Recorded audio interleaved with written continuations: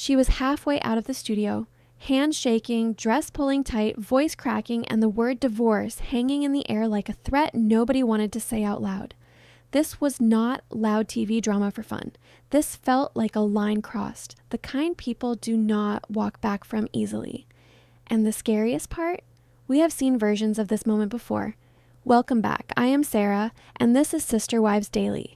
If you watch 90 Day Fiance for patterns, power shifts, and those moments when a relationship tells on itself, you are in the right place. Subscribe if you want honest commentary, and drop a comment because I want to know, do you think this was the end or another round of the same cycle? The tell-all did not start with shouting. It started with pressure, the quiet kind. The kind that builds when cameras roll, strangers weigh in, and private habits get dragged into public light. The kind that forces people to answer questions they dodge at home. From the jump, something felt off. Not explosive yet, but tight. Like one wrong sentence would snap the whole thing. Manon walked in, already braced for impact. Anthony walked in, already apologizing with his posture. That contrast matters. One person arrived ready to defend a story, the other arrived ready to survive the room. When a relationship enters a tell-all like that, the outcome rarely stays clean. This episode teased an exit before it earned one. A ripped dress moment hovered in the background. A hotel escape got mentioned before it happened, and then there was the divorce word. Not said once. Repeated. Used like punctuation. When threats show up early, they are not about leaving. They are about control. In my opinion, public control works best when private control starts slipping. Here is the question this hour keeps asking under every argument. Is this a real breaking point or another loop dressed up as finality? Because cycles look dramatic. Breaking points feel different. Cycles repeat the same beats with louder volume. Breaking points change the rhythm. This tell-all forced public accountability, anonymous questions, family voices, other couples listening, no safe bubble, no private spin. For someone used to managing the narrative at home, that kind of exposure hits hard. For someone used to shrinking to keep peace, exposure feels dangerous in a different way. Both reactions showed up on that stage. Anthony tried to reassure. He kept saying things were fine, or close to fine, or fixable. Manon kept hearing betrayal. Each response widened the gap. You could feel the room clock ticking towards something ugly, even before anyone raised their voice. And stay with me, because the moment divorce enters the conversation this early, the rest of the hour stops being about answers and starts becoming about escape. By the time the cameras followed her toward the dressing room, the energy had shifted. This did not feel like a tantrum. It felt like someone hitting a wall they pretended was not there. Whatever happened next was never going to fit back into the old story, and the tell-all had only started pulling at the thread. Before anyone took their seat on that stage, before the questions and the tension and the cameras closing in, the day started quietly. Too quietly. The drive from the hotel should have felt like relief. The trip to France was over. The goal, whatever version of saving the marriage they agreed on, was supposed to be checked off. On paper, this was the calm after the storm. In reality, the storm was riding in the back seat. Anthony looked tense from the moment they stepped outside, shoulders tight, voice careful. He did not joke. He did not relax. He spoke like someone already bracing for impact. He even said it out loud, half laughing, half warning he expected loud noises and yelling. That line mattered. People do not predict chaos unless chaos feels familiar.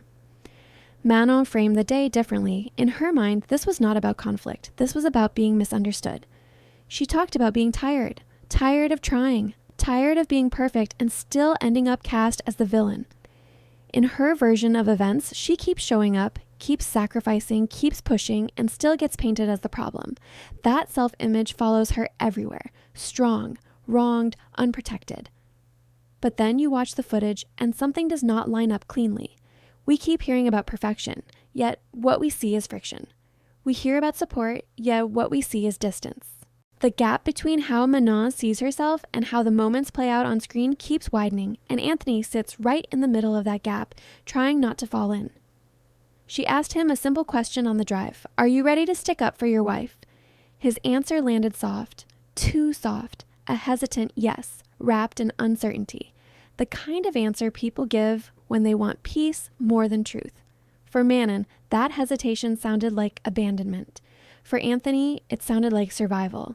This is where the pattern starts showing early, standing up for her. Those words come back again and again. Public defense becomes the measure of love. Silence becomes betrayal. Any pause feels personal. When love gets measured like that, every conversation turns into a test someone always fails. Inside the studio, something shifted when Manon saw another cast member she admired. Suddenly, energy spiked. She smiled. She hugged. She lit up in a way we had not seen all season.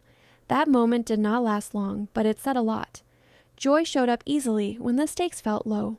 With Anthony, joy came with conditions. Anthony watched all of this quietly. He did not interrupt. He did not compete for attention. He faded into the background like someone used to being outpaced emotionally. This dynamic is subtle, but it matters. One partner expands, the other contracts, the seating, the lights, the audience, it all tightened the room. And then the rules got explained. Anonymous questions, no names, no filters. When a show sets that up, someone always gets hit where it hurts most. You could feel it coming. Manon straightened. Anthony swallowed hard. Neither of them knew what the question would be, but both knew it would not be kind. There was already tension around family, hinted at in fragments, comments from relatives, conversations happening off screen. A sense that Anthony talked when he felt cornered and paid for it later. None of that was laid out fully yet, but the outlines were there, waiting. And right here, before a single anonymous question was read, the tone shifted because both of them knew the next sentence could turn private resentment into public record. As the cards were about to be read, the unease was no longer quiet. It sat in the open. The kind of moment where you realize the past is about to catch up, and there is no way to talk your way around it.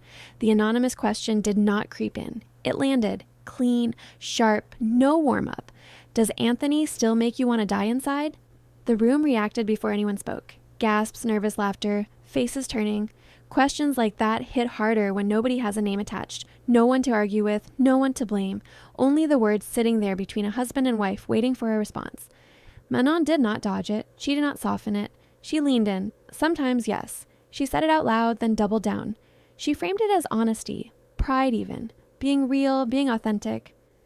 In her mind, telling the truth mattered more than how it landed. The problem with truth in public is not the truth itself. It is the audience. What feels honest in private turns humiliating under studio lights.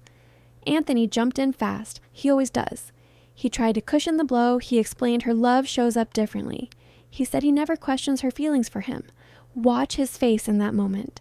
He was not angry. He was managing damage. That is the difference. One person expressed frustration. The other tried to make the room safer. This is where resentment walked onto the stage without being invited. It has been living in their marriage for a while. You could hear it in the way Manon spoke about lows outweighing highs. You could see it in Anthony's tired smile. Resentment turns small comments into evidence. Every disagreement starts carrying the weight of the last 10. Publicly, the comment stung more because it changed the story. This was no longer a private struggle between spouses. It became a group conversation. Other cast members listening, reactions forming, judgments landing silently. When Manon said she feels crushed sometimes by Anthony, she did not only tell him, she told everyone. Anthony tried again to steady things. He explained, he contextualized. He framed their issues as moments, not identity. In contrast, Manon framed pain as character judgment. Bad mom, bad wife, villain. Once someone hears criticism that way, conversation stops being about growth. It becomes about defense. Their definitions of love do not match. Anthony seems to express love through patience, space, and reassurance. Manon expresses love through intensity, reaction, and confrontation. Neither style is evil. The clash becomes dangerous when one person feels safe through calm and the other feels seen through conflict. That gap keeps widening. And pause here, because once a partner admits feeling crushed on camera, the next topic never stays neutral, it always digs deeper. The room felt heavier after that exchange. Smiles faded. Bodies leaned back. Everyone sensed the shift. This was no longer playful. Tell-all tension. This was exposure. Anthony kept trying to hold the line, repeating that love exists even when communication fails. Manon kept circling back to pain, insisting honesty should excuse the impact. Resentment does not scream, it accumulates. It shows up in sarcasm, in eye rolls, in blunt answers that land like punches. You could feel it in the way Anthony paused before speaking, like he was choosing each word to avoid another explosion. You could feel it in the way Manon looked around the room, searching for validation. Then the host moved on. The focus shifted. The conversation turned practical. Where are they living? How are they managing day-to-day, work, money, stability?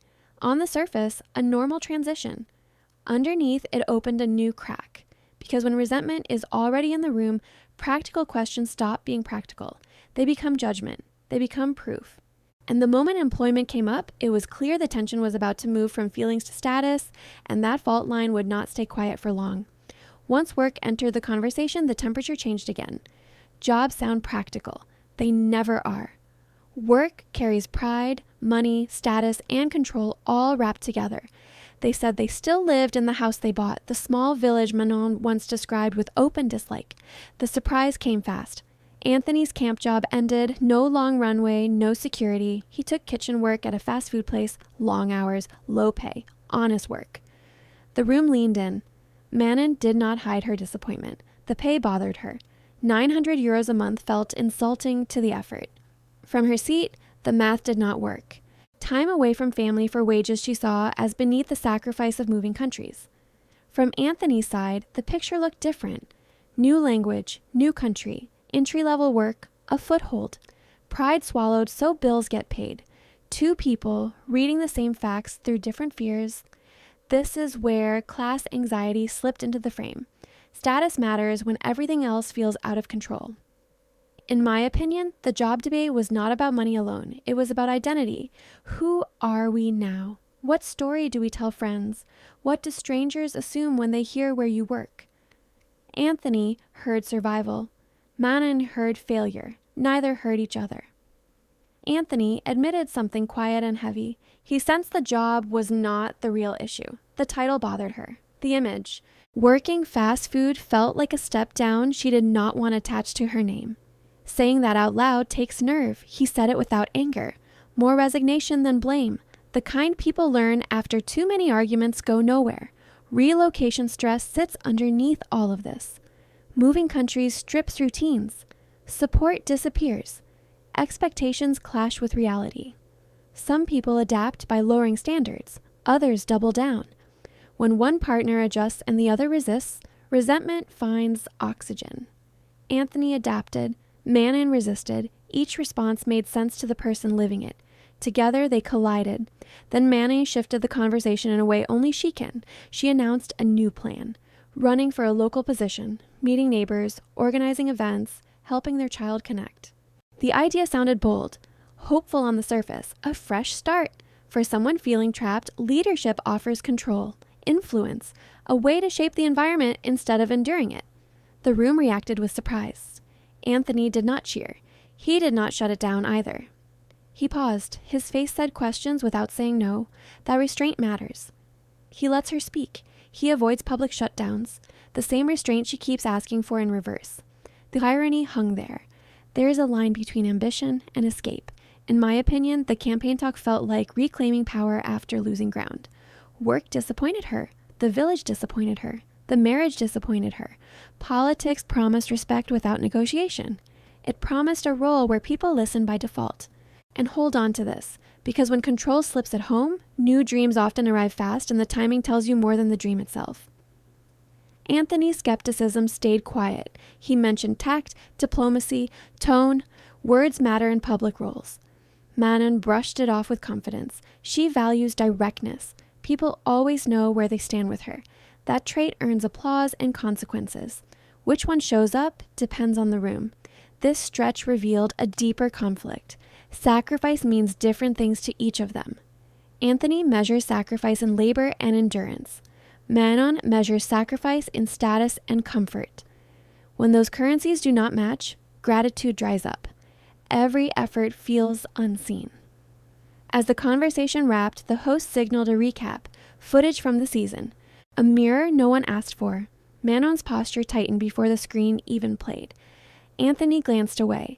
Recaps compress months into minutes. They remove context. They amplify tone. For someone sensitive to public judgment, recaps sting. The lights dimmed, the screen flickered, faces from earlier episodes filled the studio, and with the first clip, you could feel emotions rising fast because watching yourself lose control hits harder than being accused of it. The recap cracked something open, but the real rupture came when family entered the room. Not friends, not castmates, family. Anthony's aunt walked onto that stage carrying weight most people underestimate. She was not a distant relative with a hot take. She helped raise him, a second mother by his own account. When someone like that speaks, the conversation stops being television and starts being personal. Her presence shifted the balance fast. This was no longer Manon versus Anthony. This was Manon versus a history she did not control. The aunt spoke calmly. No yelling, no insults. She described distance, silence, a lack of contact. Then she said the word that landed hardest, control. She claimed Manon controlled Anthony's phone, controlled communication, controlled access. Manon reacted instantly. Denial came first, disbelief next, offense right behind it. But Anthony did something he had not done clearly before. He confirmed it, not loudly, not angrily. He said yes, it was true. The room froze. Confirmation hits harder than accusation. Details followed, each one heavier than the last. Messages monitored, phone calls questioned, family blocked on social media, even his twin sister. Blocked. That detail matters. Twins share a bond few people understand. Cutting that off is not small. Anthony explained why. He feared explosions. He feared conflict. He feared paying the price for conversations he did not even start. This is where the conversation turned from drama to exposure. Anthony admitted he deletes messages, not because he agrees with criticism, not because he hides secrets. He deletes to keep peace, to avoid another fight. That is not strategy. That is fear management, living life preemptively cleaning up evidence of connection. Manon framed her side carefully. She spoke about hurt, about family talking badly about her, about feeling attacked behind her back. From her view, blocking was protection, boundaries, self-respect. She did not want a partner venting to people who already disliked her. That feeling is not hard to understand. No one enjoys being the villain in someone else's family story, but intention does not erase impact. Monitoring phones creates a different problem. It teaches silence. It teaches secrecy. It trains a partner to shrink their world to avoid punishment. Anthony finally said it plainly. He wants to speak freely without consequences. He wants privacy. He wants to breathe. And pause here, because when someone admits they feel watched inside their own marriage, the conversation stops being about arguments and starts being about safety. Anthony's voice changed in that moment. Still calm, still measured, but clear. He said he cannot even call family without being interrogated. He said he cannot express frustration without escalation. This was not a complaint. It was a confession. The kind people make when they're tired of pretending they are fine. The room listened. Castmates leaned in. The aunt listened too. She said something important. Family wants the best for both of them. Not sides, not drama, support. She made a simple request. Let him talk. Let him share. Let him release pressure somewhere safe. Manon nodded. She agreed. She said she would change. She said she understood. On paper, that sounds like progress. The problem is timing. These promises arrived only after public exposure, only after confirmation on stage, only after pressure. That makes people wonder whether the change is insight or exhaustion. Anthony did not celebrate the promise. He did not smile with relief. He looked uncertain, like someone who has heard versions of this before. Trust does not reset because words sound right. Trust rebuilds when patterns change. That part was still unanswered. The emotional surveillance theme hung heavy. Who you talk to, what you say, how it will be received. Living like that wears people down quietly. Anthony said he felt unable to share his true feelings. Not because they are cruel, because the reaction feels worse than the problem. Manon's hurt remained real. She felt betrayed by conversations she was not part of. She felt judged. She felt alone in a foreign place. Those feelings deserve acknowledgement. The issue is how they turned into restriction. Hurt turned into rules. Rules turned into fear. As the segment wrapped, Manon shifted her framing. She hinted at broken trust from the past, not cheating, something else, being painted as the bad one. Anthony venting, sharing her flaws. From her view, that was betrayal. From his view, it was survival. That reframing mattered. Because once betrayal enters the story, accountability shifts. Actions become reactions. Control becomes defense. And with that shift, the stage was set for the next escalation. One where trust and blame would get tangled in ways neither of them seemed ready to untangle. Once trust got framed as betrayal, the language shifted fast. Divorce stopped being a future outcome and turned into a talking point, a lever, a warning shot. Every time the conversation tightened, the words surfaced again. Leave, done, over. Those words carry weight. When they show up repeatedly, they stop sounding like plans and start functioning like pressure. Manon used divorce as punctuation. When emotions rose, she reached for the most extreme option available. Not to end the marriage in that moment, but to regain control of the room. In my opinion, those threats were not about leaving. They were about forcing Anthony to choose sides instantly, loudly and publicly. Stay quiet and risk losing her. Speak up and risk the explosion. Anthony responded the same way each time. Calm voice, careful phrasing. He said out loud, he hates when she goes there. He asked her to stop using that word. He explained how it lands. Those were boundaries. Soft ones, but still boundaries. They did not hold. Their conflict styles live on opposite ends. Manon confronts, she escalates, she pushes until something breaks. Anthony absorbs, he de-escalates. He waits for the storm to pass. When those styles clash, the loud one sets the tempo. The quiet one adapts. Over time, adaptation turns into erasure. Anthony admitted something subtle but heavy. He feels unable to share opinions. He feels unable to say he is unhappy without triggering threats. That does something to a person. When speech becomes risky, silence feels safer. Silence breeds distance. Distance breeds resentment. The loop feeds itself. Stay with me here, because when a partner learns silence faster than honesty, the relationship starts failing long before anyone files papers. The argument backstage showed the cost clearly. Anthony tried logic. He said their segment was done. He said they could relax. He reminded her other couples listened respectfully to their story. He asked for the same courtesy. None of that landed.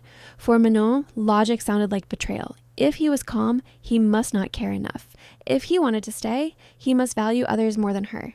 She accused him of humiliating her, of enjoying the attention, of siding with the room. That accusation revealed the real wound. Public exposure felt like abandonment. In her mind, love equals loyalty in front of others, no matter the context.